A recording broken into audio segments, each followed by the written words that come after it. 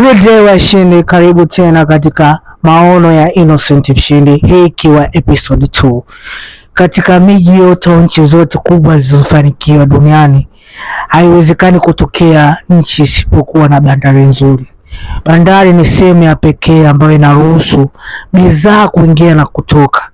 Bila bandari kuwa nzuri na imara, basi nchi husika itakosa bidhaa mbalimbali kutoka nje ya nchi na pia itashindwa kufanya biashara kwa kutoa bidhaa zao zinazoleta pesa kwa nchi zingine. So video hii itaonyesha kwa namna gani hii tunaweza kuitumia katika nchi yetu Tanzania, tukajifunza kwa wengine, tuone ukubwa wa jinsi uwekezaji wa bandari unavyoleta mabilioni na matrilioni ya pesa katika mifano za nchi husika nitazotaja hapo mbeleni.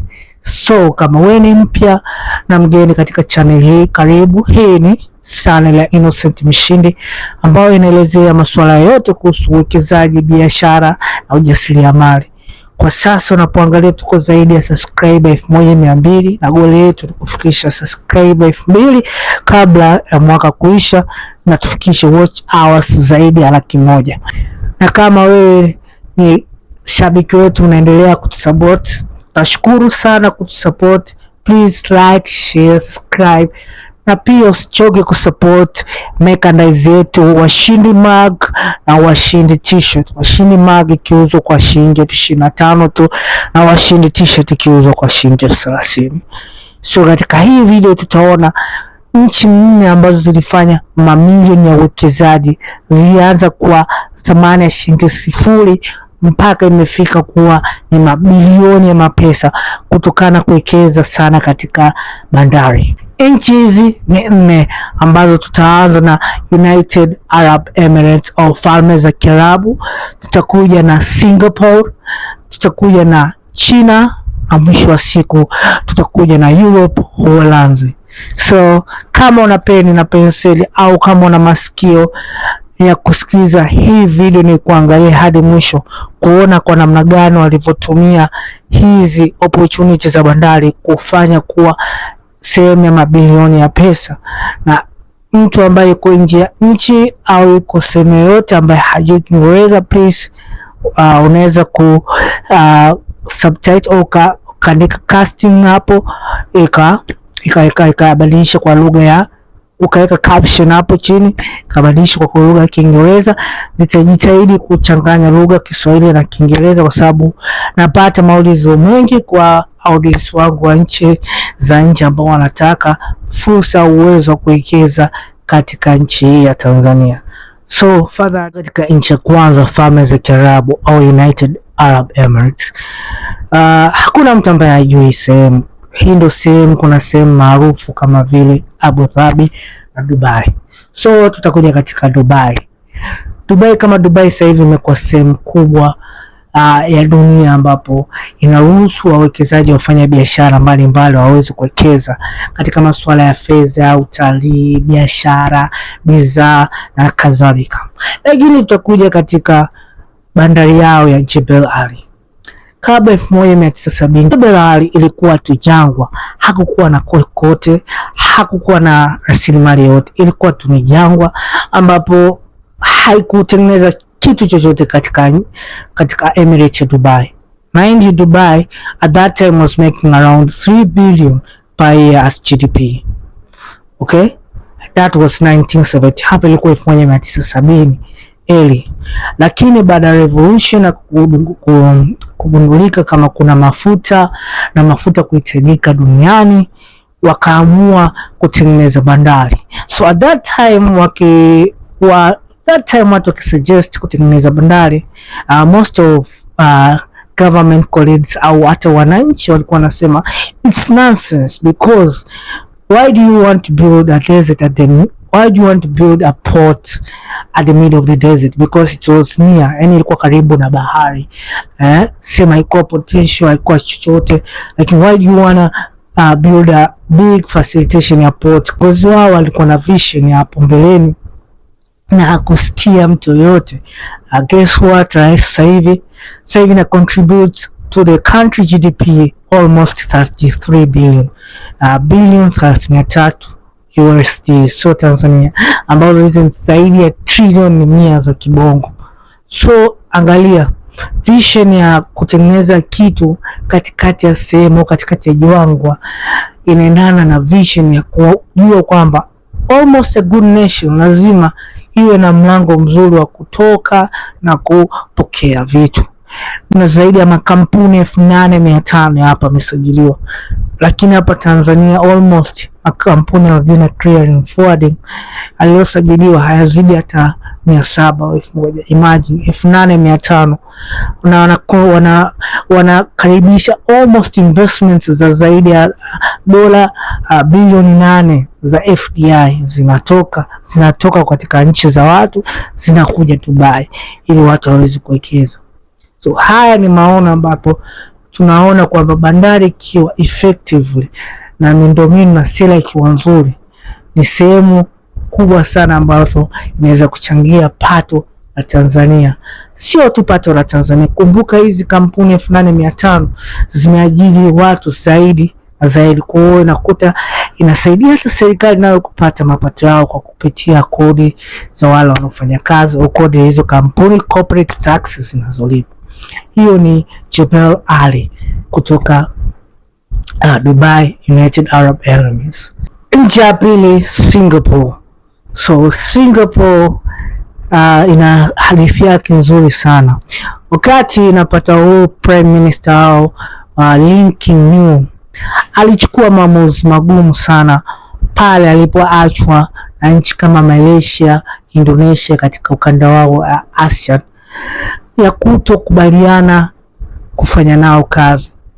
Katika ile hali ya disparity ya huzuni na kutokukata tamaa, huyu kiongozi alifanya maamuzi makubwa sana ambapo yalisaidia Singapore kufika hapo. Wakati huo 1965 Singapore katika bandari yake ilikuwa ina contribute USD 7 billion kwa mapato kwa mwaka GDP, na akaamini kwa sababu yeye alikuwa katika strategic location ambazo zimezunguka nchi karibia 7-8 katika ukanda wa bahari wa ASEAN countries, akaamua kuwekeza heavily katika bandari yake, kuweka misingi mizuri katika bandari yake, kuweza kupanua uwezo wa bandari yake kuruhusu kuingiza na kutoa.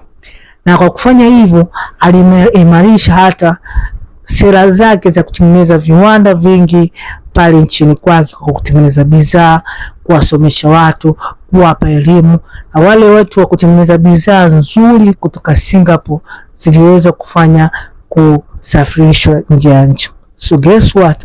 Sasa hivi Singapore is one among the powerhouse of port business in this world. Huwezi kutoa katika top 10 port in the world kiacha Singapore. Kutoka 7 billion USD kwa sasa wanapata GDP ya 330 billion GDP, na inaweza kufacilitate makontena zaidi ya milioni 37 kwa mwaka. Makampuni zaidi ya 10,000 yameweza kuzalishwa katika huu kanda Singapore, na pesa kutoka sehemu mbalimbali au asset zinaweza kumanajiwa more than 1 trillion USD. So kuwa na visionary leader kama Lee Kuan Yew is a one thing, but kuweza kuamini ndoto ya kwamba nchi ndogo kama Singapore inaweza ikamobilize port ikawa na uwezo wa kutengeneza pesa kubwa kiasi hicho. So nchi ya tatu ni Uholanzi. So kabla sijafika katika Uholanzi, wewe kama subscriber wetu unahitaji consultancy au ushauri au uwezo wote kuwekeza nchini Tanzania, unahitaji taarifa sahihi na njia sahihi ya kuweza kupata uwezo kuwekeza nchini Tanzania, please feel free to check down on the email business@lotuscreekinternational.co.tz ambayo itaonekana hapo chini. Na anyone who is outside the country who wants to know anything about investment, feel free to check up on the email down below, business@lotuscreek www.inommnyele.co.tz. If you want to check me also, it's Inomnyele at Lotus Creek International.co.tz. So let's go back to the video. Uholanzi. So Uholanzi, kama unavyojua Uholanzi tukuja sehemu inayoitwa Rotterdam. So kama utaona katika map hapa nimeonyesha katika video hii, Rotterdam at the age of 1960 ilikuwa port inatumika, ilikuwa inajulikana kwa sababu imekaa kwenye position ambayo iko strategically, is a gateway. Ni moja ya gateway ambao ni rahisi kuziingia katika nchi zingine za Europe. Kama unavyojua Europe ni nchi ambazo zimebanana sana, so kama Afrika ambao unaweza ukazunguka fili au nchi tatu nne, lakini katika ukanda wa Europe bahari na sea zimebanana. Lakini at the 1960 Rotterdam ilikuwa inatumika vizuri, lakini trade ikaanza kufa baada ya nchi zingine kuimarika kama port za Liverpool, Everton na port zingine Europe kama za Lisbon. So wakasema how can we mitigate risk ambayo trade inapungua. Wakaamua kutengeneza a larger gateway, a larger shipment, wakaboresha mizigo kuingia na kutoka kwa haraka. So now ukisema Europe top 3 au top 4 top 5 hapa top 3 port in Europe, huwezi kuikosa kuitaja Rotterdam port. Ina almost ingiza 65 billion per year kutokana na movement za kutoka na kuingia. Ina manage assets za more than USD trillion moja. Hiyo ni zaidi ya pesa mingi hapa Bongo. Na haya makontena mengi unaona, utaona kontena mengine yanatoka Uholanzi.